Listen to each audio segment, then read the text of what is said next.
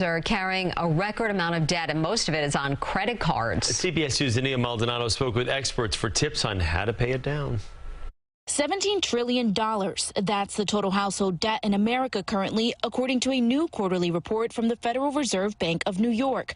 Out of all that consumer debt, $986 billion is credit card debt.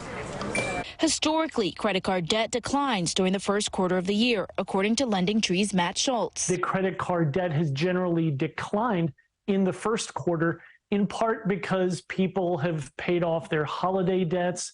Maybe they're getting that tax return in and knocking down a little bit of that debt. The red flag, this quarter, that number did not. That's actually kind of a concerning thing because it means that people haven't been able to knock down their credit card debt in this quarter the way that they typically do. So that actually may bode really poorly for the rest of 2023. Schultz says the average credit card interest rate is about 21%, and the average balance is nearly $7,300. It would take 5 years to pay off if making the minimum monthly payments. Credit card expert Beverly Harzog points out it may be harder for Americans to balance paying off their cards as they pay more for everyday goods thanks to inflation. What is your advice for the average consumer moving forward, especially the summer months when people tend to want to spend more?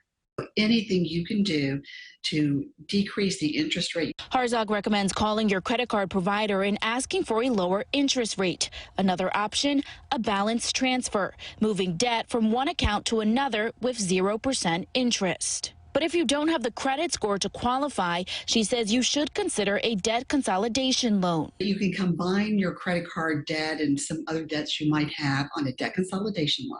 Pay usually a fixed interest rate that will most likely be much lower than what you're paying on credit card. And debt expert Anika Booth adds now is a great time to rethink your everyday budget. A lot of people aren't on realistic budgets. Starting there will help you identify what areas are draining you. Is it gas? Is it the grocery store? Or is it other things? And then it can also help you identify areas or expenses that you can cut back.